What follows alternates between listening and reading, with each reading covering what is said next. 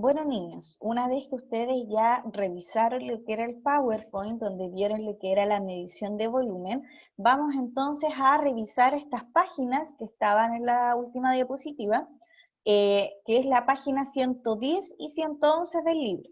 Entonces, aquí ya nos empiezan a hacer actividades, ya a realizar preguntas que nosotros debemos estar bien atentos para empezar a responder. Entonces, acá en la 110 dice, observa los instrumentos de la fotografía y luego responde. Tenemos por un lado un tipo de balanza que vendría siendo esta, ¿ya? Y acá tenemos un jarro que está marcado entonces con el tema de los números para ir viendo hasta dónde llega. Ahora, en la pregunta de la letra A nos dice, ¿cuál usarías para medir 2 litros de leche y por qué? Si estamos midiendo leche, un líquido, ¿me convendría usar la balanza o el jarro? Entonces yo acá tendría que imaginarme entonces esta situación y ver cuál es el que me conviene ocupar. Si es leche, si es un líquido, no me conviene ocupar la balanza. Ya va a ser mucho más difícil, sobre todo con este tipo de balanza en particular. En cambio, si utilizo el jarro, como ya están marcados con los números, voy a saber inmediatamente cuándo voy a llegar entonces a los 2 litros de leche, ¿ya? Por lo tanto, en la letra A me conviene utilizar el jarro, ¿ya? Porque está graduado y está en unidades de volumen.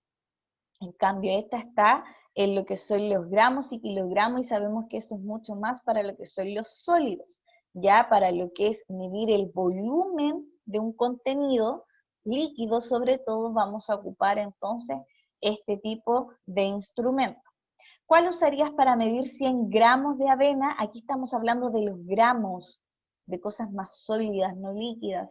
Por lo tanto, ahí sí me conviene utilizar entonces la balanza. Entonces aquí pongo la balanza porque está graduada en unidades de masa, ¿ya? Entonces yo ahí puedo entonces masar bien los elementos, en este caso, perdón, los gramos de avena. Y en la letra C me dicen qué otras unidades podrías medir la leche y la avena. La leche también puede ser medida en otras unidades de volumen, como el litro, y entonces la avena con otras unidades como el kilogramo. Aquí sería los litros o mililitros, ¿ya? Y en el caso de la avena con los kilogramos. Ya además de los gramos, los kilogramos. Recuerden que tenemos que tratar de dejar siempre con las mismas unidades de medida lo que corresponde. Masa con los kilogramos y gramos y volumen con los litros, mililitros, ¿ya? Eso es importante que nosotros ya lo tengamos claro entonces con esta actividad. En la parte de abajo, en la pregunta número 3, dice diseña un procedimiento para medir el volumen de 500 ml de aceite, indica los materiales que se necesitan y el procedimiento que llevarías a cabo. Puedes ayudarte con dibujos, y aquí tenían el espacio entonces ustedes para realizarlo. ¿Qué tendríamos que haber utilizado nosotros, por ejemplo, en un procedimiento para medir el volumen entonces de 500 ml de aceite? Podríamos haber utilizado entonces lo que era la probeta. En las diapositivas yo les mostré distintos instrumentos y dijimos que eran dos los que íbamos a ver principalmente. En este caso, como son 500 ml, es una cantidad más alta y ahí me conviene utilizar más la probeta que la jeringa, por ejemplo. Entonces, en este caso, se debe utilizar la probeta de 500 ml, se añade el aceite ya hasta el borde inferior del menisco y que este toque entonces la línea correspondiente al volumen deseado. Yo tengo que ver entonces en la probeta hasta dónde me va a llegar los 500 ml del aceite y ahí entonces hasta ahí yo voy a llenar la probeta y con eso termino. O sea, es vertir entonces el aceite en la probeta hasta que llegue a los 500 ml. Entonces, voy a mostrarles acá un dibujo de una probeta, que esta va a estar entonces marcada, indicada, ya, y ustedes tienen que llegar entonces hasta que muestre los 500 ml. Entonces, voy a tener la probeta, ¿ya? La voy a tener ahí, va a estar marcada, ¿ya? Porque tiene que ir diciéndome el tema de los números desde el más pequeño al más grande, ¿ya? Y yo voy a vertir entonces el aceite por acá arriba, lo voy a ir llenando, llenando, llenando, llenando, hasta que llego entonces a la línea que me indica los 500 ml. Eso es lo que yo voy a hacer entonces para poder medir el volumen del aceite. Lo mismo podría haber sido con agua, con alcohol, con gasolina, con cualquiera de los líquidos incluso que se nombraban en actividades anteriores, ¿ya? Pero lo que interesa es que llegue hasta ese límite, hacia esa línea que está indicando el volumen que nosotros deseamos, ¿ya? Eso entonces sería en esta parte número 3. Luego pasamos a la página 111, que también la íbamos a revisar, y dice la pregunta número 4, observa las fotografías que representan el procedimiento de una actividad experimental. Luego responde las preguntas. Tenemos entonces una probeta que está graduada, marcada, ¿ya? Y tenemos estas 3 pelotitas. Luego, en la segunda imagen, tenemos que estas pelotitas no están afuera, sino que ingresaron a la probeta, ya que ya tenía este líquido, y entonces ahora nos preguntan lo siguiente.